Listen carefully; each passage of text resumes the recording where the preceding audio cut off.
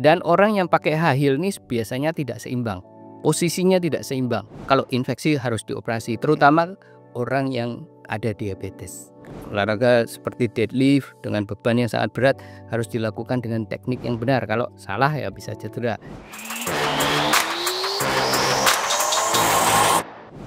Halo, saya Dr. Tony Setiobudi. Welcome to Bincang-Bincang. Bersama Mark Richard, kali ini kita akan bahas tentang masalah tulang di kaki. Dari tumit sampai ke jari kaki. Masalah sepatu, olahraga, dan lain-lain. Podcast ini sedikit berbeda dari biasa. Biasanya saya yang menginterview, tapi kali ini saya akan diinterview oleh Mark Richard. Halo dok, thank you udah ngundang ke sini. Thank you. Oke, jadi hostnya adalah Mark dan saya jadi narasumber. Semoga topik ini bermanfaat bagi kita semua. Oke Mark, silahkan. Oke dok, kita akan bahas masalah kaki. Ya. Lately aku lihat banyak banget di social media nih dok, orang yang bahas tentang kakinya sakit, kakinya nyeri karena bisa jadi karena olahraga ataupun sepatu yang kurang cocok. Dan lately aku lihat yang trending itu sepertinya plantar fasciitis, bunion, dan ingrown toenail. Oke. Nah dok, sekarang kita akan tanya satu-satu tentang masalah penyakitnya. Silahkan. Yang pertama nih dok, kita mau bahas plantar fasciitis. Plantar fasciitis ini sering banget aku lihat lately di social media.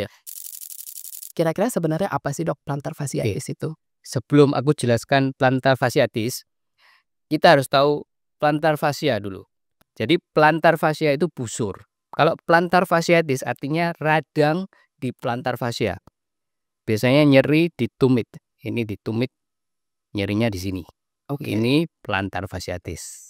Dok, penyebab paling umum plantar fasciitis itu apa sih dok? Yang paling umum? Paling umum berdiri, berjalan, atau lari terlalu lama. Ini penyebab utama. Terus kemudian sepatu yang keras, paddingnya keras, ini bisa menyebabkan plantar fasciitis. Atau flat foot, orang yang kakinya datar. Bisa menyebabkan plantar fasciitis. Juga orang yang gemuk, kelebihan berat badan, tekanan, ini juga menyebabkan plantar fasciitis. Jadi obesitas itu ngaruh ya dok? Ya, betul sekali. Dan kalau gejalanya nih, apa nih? Ada gejala khasnya ya dok? Gejala khasnya nyeri di tumit di sini. Biasanya nyeri paling parah saat bangun pagi, pijak pertama. Atau saat duduk lama. Pijak pertama itu nyeri sekali. Kadang nyerinya berkurang saat beraktivitas. Jadi semakin nyerinya paling parah saat pijak pertama, saat beraktivitas nyerinya berkurang. Malah kalau jalan nggak terlalu sakit ya dok? Ya, betul. Itu ciri-ciri plantar fasciitis. Cara ngatasinnya itu gimana sih dok? Pertama kalau terkena plantar fasciitis harus istirahat dulu. Istirahat yang cukup. Jangan terus jalan, jangan terus lari, istirahat dulu. Terus bisa dikompres es atau dikompres air hangat. Bisa es, air hangat. Pilih yang paling membantu yang mana, yang es atau air hangat? Tergantung dari masing-masing orang ya dok. Terus stretching otot betis. Dan stretching plantar fascia. Ini bisa dilakukan sendiri. Terus pilih sepatu yang empuk, yang paddingnya bagus, yang ada cushionnya. Itu bisa membantu plantar fasciitis. Plantar fasciitis itu kira-kira bisa sembuh total nggak? Bisa. Kalau kita bicara tentang simptomnya, simptom plantar fasciitis itu bisa baik, bisa sembuh total, bisa hilang. Ya. Biasanya kalau di X-ray di rongsen itu ada jalu di sini. Jalu ini tidak akan bisa hilang. Tapi plantar fasciitis, radang, nyeri itu bisa hilang dengan cara-cara yang saya sebutkan tadi, stretching, sepatu yang empuk, istirahat. Dan itu bisa nggak harus operasi ya dok?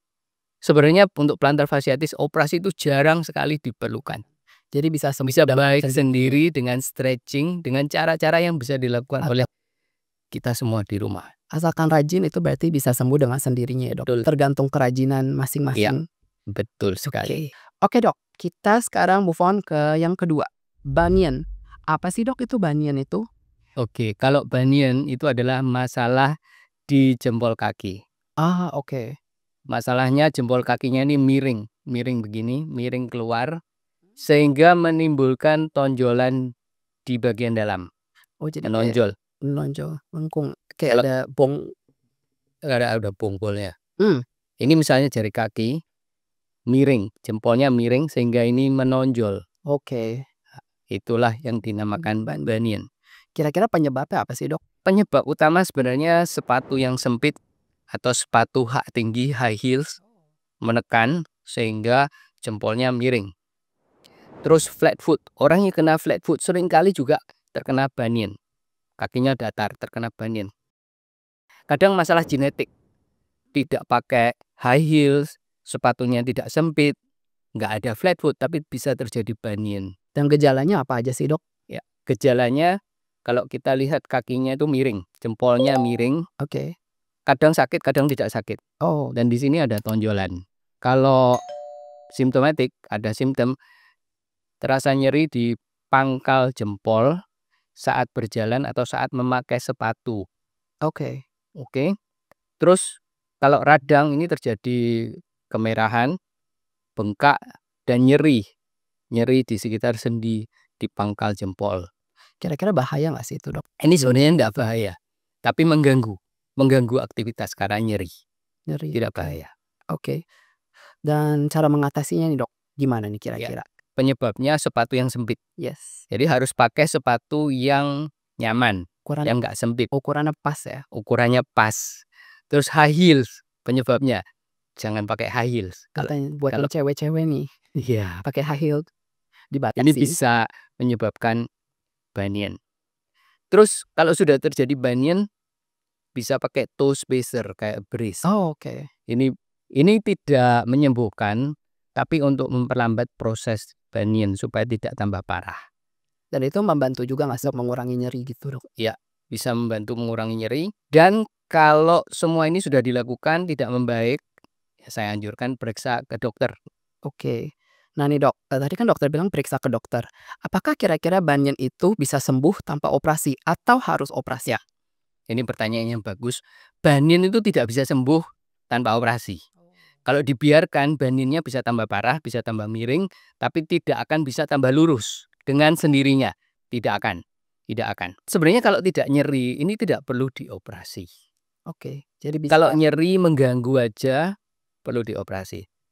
Tanpa operasi, bunion ini akan tetap bunion, miringnya akan tetap miring, tidak akan bertambah lurus, tidak akan membaik dengan sendirinya. Oke, jadi as long itu nggak mengganggu aktivitas sehari-hari, berarti itu oke ya, Dok, nggak usah dioperasi ya? Oke, tidak perlu dioperasi kalau tidak mengganggu dan tidak nyeri.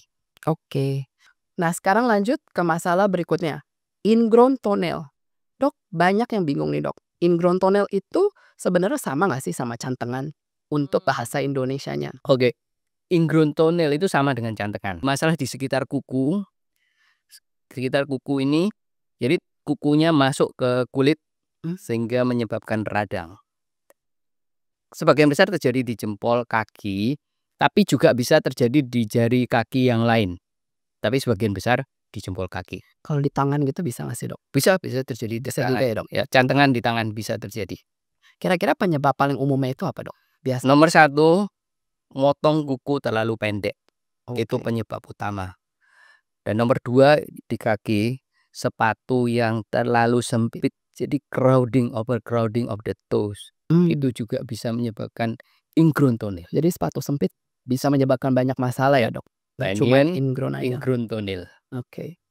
Dan masalah-masalah lain. Ada lagi nggak, Dok, kira-kira, penyebab paling umum cantengan? Cantengan ya dua itu, kadang-kadang cedera kuku atau kadang-kadang masalah deformitas di kuku juga bisa menyebabkan cantengan. Oke, Tapi yang utama yaitu tadi, yang 2 tadi ya, Dok? potongan kuku yang terlalu pendek dan sepatu yang terlalu ketat. Kalau gejala awalnya ada nggak sih, Dok, yang harus diwaspadai dari cantengan ini? Gejala awalnya biasanya nyeri di sekitar kuku, di kulitnya. Kulitnya bisa merah, bengkak, panas, dan kalau disentuh nyeri. Oke. Kalau sudah keluar cairan atau keluar nanah berbau, itu artinya cantengan ini terinfeksi. Oke. Ini perlu dioperasi. Terutama dioperasi, Dok? ya kalau infeksi harus dioperasi, terutama orang yang ada diabetes. Oh, oke. Kalau ini dibiarkan bisa menyebabkan masalah yang lebih besar sampai perlu amputasi. Wah, Jadi harus diwaspadai. berarti kalau udah kondisi parah gitu, ini harus diperiksakan ke Ke dokter ya, Dok? dokter. Kira-kira ada kondisi lain lagi nggak sih, Dok, selain kondisi yang tadi harus diperiksakan? Kapan nih harus periksa ke dokter? Kalau jantengan ini tidak membaik, nyerinya bertambah bengkak, dan terutama kalau ada tanda-tanda infeksi, ini nggak bisa dibiarkan. Harus periksa ke dokter. Dan biasanya dioperasi, dicabut. Jalan satu-satunya operasi. Jalan satu-satunya dicabut, dioperasi, dicabut, dibersihkan supaya bisa balik Oke. pulih. Nah, tadi kita sudah bahas tentang masalah kaki seperti plantar fasciitis, bunion, dan ingrown toenail. Nah, sekarang kita akan move on ke sepatu yang kita pakai sehari-hari. Contohnya high heels dan sendal jepit. Apakah sendal jepit dan high heel bisa menyebabkan masalah pada kaki? Oke, Dok. Pertama kita akan bahas soal high heel. Oke, Nah, Dok, untuk high heel nih, Dok, ada nggak sih, Dok, masalah kesehatan kalau orang sering pakai high heel? tentunya ada ya, high heel seringkali bermasalah. Jadi misalnya ini high heels, tekanan yang paling gede di kaki bagian depan. Oke. Ini menyebabkan nyeri di kaki bagian depan. Istilah kedokterannya adalah metatarsalgia. Ini juga meningkatkan resiko bunion. Seperti yang aku Yang tadi sebutkan tadi, sebutin ya? bunion, jempolnya miring. Dan orang yang pakai high heel ini biasanya tidak seimbang. Posisinya tidak seimbang. Ototnya harus kerja keras untuk nahan, untuk Menopang. menyeimbangkan, untuk menyetabilkan. Sehingga otot betis, otot paha, sampai otot punggung ini bisa nyeri karena overuse, bekerja terlalu lelah. Dan karena ini posisi tidak seimbang, gampang cedera, gampang kesleo. Kesleo di pergelangan kaki, atau kesleo di jari kaki, di lutut bisa terjadi. Karena base-nya goyang-goyang ya? Kan nggak seimbang kan. Terutama yang high heels-nya itu Tajam. very Tinggi. tajam. Oke. Ya. Terus Achilles tendon, karena begini, jadi Achilles tendon sama calf, betis, jadi jadi memendek. Oh, Kaki ini kemanjang kan, ini ya, memendek. Jadi memendek, dan ini bisa menyebabkan nyeri. Bisa menyebabkan nyeri di tumit di sini, di mana tendon Achilles ini masuk ke tulang, namanya Oke. calcaneum di sini. Ini bisa menyebabkan nyeri. Oke. Terus bisa menyebabkan gangguan postur. Oh, postur juga ngaruh, Dok? Ya, kalau high heel seperti ini, yang bagian belakang ini akan memendek dan bagian depan akan memanjang, menyebabkan ketidakseimbangan. Otot betis akan memendek, paha belakang akan memendek, lumbar akan lebih curve, lebih melengkung. Jadi semua itu menyebabkan ototnya kerja keras dan akan capek. Nah, itulah masalah-masalah yang seringkali terjadi karena pemakaian high heels yang berlebihan. Nah, kalau masih ada nih, Dok, yang tetap ngotot, terutama cewek-cewek yang, suka pakai tetap mau pakai high heel. Kira-kira ada nggak sih, Dok, solusi sama tipsnya? Ya, biasanya kalau pakai high heels ya boleh, tapi jangan terlalu lama. Dibatasi ya? Dibatasi. Oke. Dibatasi waktu pemakaiannya, misalnya jangan sehari penuh, waktu event-event yang penting aja pakai. Kalau tidak, pakai sepatu yang lebih nyaman. Oke. Terus pilih desain high heels yang lebih stabil. Misalnya platform shoes. Yang platformnya tebal ya? Nggak Platformnya tipis, tebal ya, betul. supaya lebih seimbang ya, Dok? Betul. Terus jangan pakai high heels yang terlalu tinggi, yang pendek aja, Oke. supaya lebih nyaman dan mengurangi tekanan pada tulang dan tendon. Dan setelah memakai high heels, perlu lakukan stretching betis, karena betisnya memendek kan. Ya, betul. Perlu stretching. Oke. Terus istirahat yang cukup. Nah, Oke. kalau itulah yang bisa dilakukan kalau harus memakai high heels tiap hari. Jadi untuk yang pakai high heels tolong dibatasi ya, jangan dipakai setiap hari. Nah, sekarang kita akan bahas lawan dari high heels, sandal jepit. Nah, Dok, sandal jepit itu kan nggak tinggi ya kayak high heels, jadi lebih stabil kan ya. Betul. Nah, kira-kira pemakaian sandal jepit itu ada masalah kesehatannya atau malah membantu? Oke, ini pertanyaan yang bagus juga. Sandal jepit itu biasanya tipis dan tidak ada lekungan untuk menopang arch. Kadang-kadang karena tipis dan keras, kadang-kadang ini bisa menyebabkan plantar fasciitis, Oh, radang di tumit. jadi sandal jepit bisa menyebabkan masalah kaki juga ya, Dok? Dan karena sandal jepit, jadi jarinya ini harus menjepit sandal jepit itu tadi, Ya. sehingga ototnya harus bekerja ekstra, mudah pegel dan tegang. Terus kemudian efek redam dari sandal jepit dibanding dengan sepatu olahraga. Sandal jepit tuh punya efek redam yang sangat minim Mmm, dan ini bisa menyebabkan tekanan langsung di tumit, di lutut, bahkan di pinggul. oh, Oke, efeknya sampai ke pinggul ya, Dok? sampai ke pinggul. Terus rentan luka, lecet, dan sandal jepit itu biasanya sangat prone untuk luka tusuk. Oh Misalnya ada paku ya, oh pakunya bisa ya, masuk, gitu lah. luka-luka lecet-lecet di samping gitu Ya. ya biasanya, Dok? Dan sandal jepit ini tidak cocok untuk dibuat aktivitas berat, misalnya lari, olahraga, tidak cocok, gampang cedera kalau pakai sandal jepit. Alasnya juga kadang licin nggak sih, Dok? Bisa Betul, kepleset. ya. Nah, kalau kebanyakan dari kita kan pasti banyak nih yang pakai sendal jepit untuk sehari-hari. Kira-kira ada nggak sih, Dok, solusinya kalau yang Mmm, tetap pakai sendal jepit? ya, pakai sandal jepit tidak ada masalah sih, nggak ada masalah. Tapi kalau pakai sandal jepit terus kakinya nyeri-nyeri, sandal jepitnya harus dibatasi. Sebaiknya ditukar ya, Dok? Dibatasi, atau pakai sepatu yang lebih nyaman. Dan pilih sandal yang lebih tebal, sandal jepit yang lebih tebal, lebih empuk, lebih nyaman.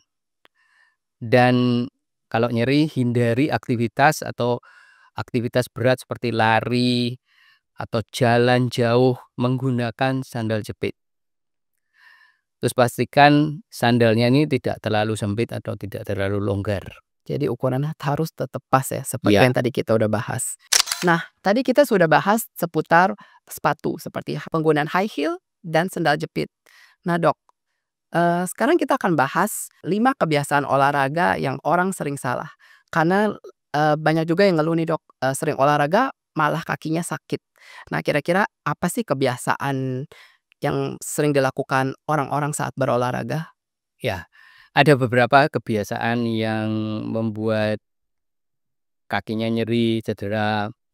Nomor satu, pemanasan yang tidak cukup. Jadi pemanasan itu Pengen olahraga langsung lari mmm, atau langsung main badminton, langsung main basket tanpa pemanasan yang cukup. jadi Ini bisa menyebabkan kaki dan seluruh persendian atau seluruh tubuh bisa cedera, bisa shoulder, bisa lutut, gampang cedera kalau kita tidak melakukan pemanasan. jadi pemanasan itu nggak Penekanan boleh penting, disepelekan ya, betul, sangat penting ya, core dari, olahraga juga ya. pemanasan.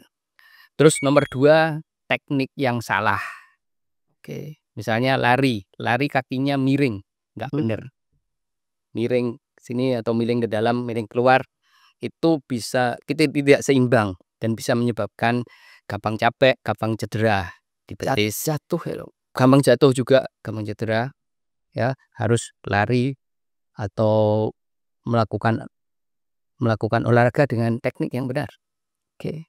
Biasanya ini juga deadlift ya, Dok? Olahraga seperti deadlift dengan beban yang sangat berat harus dilakukan dengan teknik yang benar, kalau salah ya bisa cedera dan cederanya bisa serius. Dan terus menggunakan alas kaki atau menggunakan sepatu yang tepat.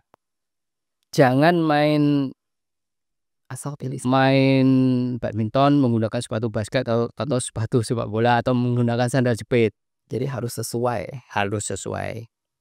Karena sepatu ini didesain untuk olahraga tertentu. Tujuannya untuk mengurangi resiko cedera. Terus olahraga terus-menerus tanpa istirahat. Ini juga bisa menyebabkan masalah bukan hanya di kaki tapi masalah di seluruh tubuh.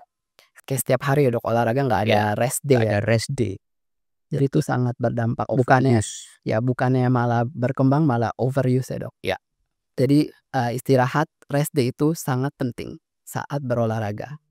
Kamu suka olahraga nggak, Mak? Kadang. Olahraga apa? Kadang aku angkat beban sih. Wah, oke. Alright.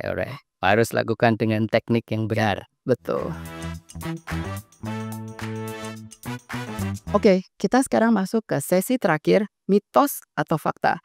Jadi, aku akan kasih dokter, statement mitos atau fakta dan dokter bisa jawab apakah itu mitos, fakta, atau mungkin setengah mitos atau setengah fakta Oke, dan penjelasan singkatnya. siap. Oke, siap, Dok? Siap. Oke, yang pertama, mitos atau fakta. Semakin sering pijat refleksi, kaki semakin sehat. Mitos. Oke. Kaki sehat gak dipengaruhi oleh pijat refleksi. Oke. Dipengaruhi oleh alas kaki yang tepat dan teknik olahraga yang benar. Jadi kalau pijat itu hanya untuk, Relaksasi. relaksasi? Ya. Oke.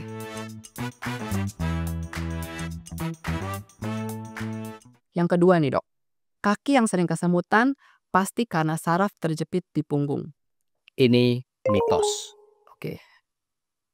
Kesemutan itu masalah saraf, tapi belum tentu masalah saraf di punggung. Bisa masalah saraf di kaki juga bisa menyebabkan kesemutan di kaki. Masalah saraf di punggung, saraf terjepit di punggung bisa menyebabkan kesemutan di kaki juga.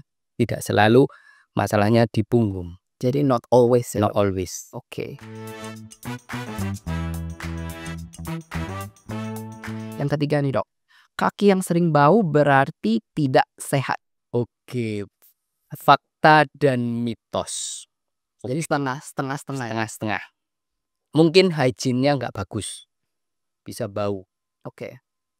Yang sebenarnya itu belum tentu berbahaya untuk kesehatan, tapi kalau baunya karena infeksi, itu berbahaya. Jadi harus cek ke dokter. Harus cek. Misalnya ada crack, terus infeksi, atau ingrown toenail, cantengan tadi terkena infeksi, bau, atau orang yang terkena diabetes ada luka, lukanya nggak sembuh, bau, dan parah, itu berbahaya. Berbahaya untuk kesehatan. Jadi harus cek ke dokter. Ya. Kaki bengkak setelah seharian berdiri normal, mitos atau fakta? Mitos. Oke, kalau saluran darah itu bagus, kita bisa berdiri seharian dan kakinya nggak bengkak. Oke. Tapi kalau saluran darahnya nggak bagus, seperti varises, atau terganggu dengan masalah-masalah vena lainnya, kalau berdiri kakinya pasti bengkak. Jadi kalau normal kakinya nggak akan bengkak. Jadi kalau bengkak itu harus diwaspadai dan Harus segera diwaspadai. cek ke dokter. Better cek ke dokter ya. Orang dengan kaki dingin berarti sirkulasinya buruk. Mitos atau fakta nih, Dok? Belum tentu. Jadi setengah mitos, setengah fakta. Orang yang terkena masalah arteri, saluran darahnya nggak lancar, itu kakinya akan dingin. Akan dingin dan itu kadang-kadang berbahaya. Tapi kaki dingin belum tentu bermasalah. Karena tubuh kita tidak mengutamakan suhu di periferi, di tangan dan di kaki, tapi di tubuh dan di otak. Oke.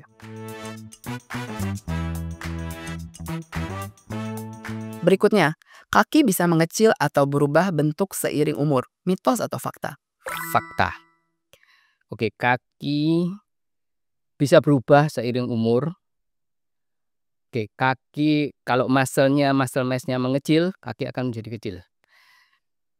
Masalah-masalah seperti yang saya sebutkan tadi, seperti bunion, itu adalah masalah dengan umur.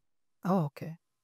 Kan deformity akan terjadi dengan waktu. Tapi ada kemungkinan juga untuk yang muda juga kena ya, Dok? Tadi kan dokter Iya. bahas genetik. Bisa terjadi pada orang muda, tapi maksud saya deformitas ini, bunion ini tidak akan membaik dengan waktu. Bisa memburuk tapi tidak akan membaik dengan waktu.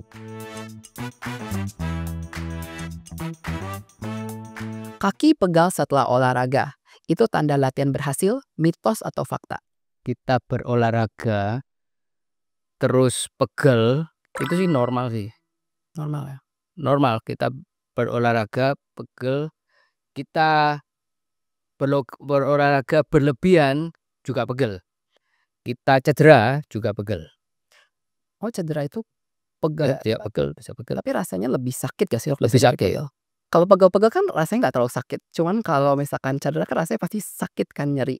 Nah, kalau kayak gitu harus cek ke dokter ya, karena itu udah pasti 100%. Kalau nyerinya parah ya harus periksa ke dokter. Oke.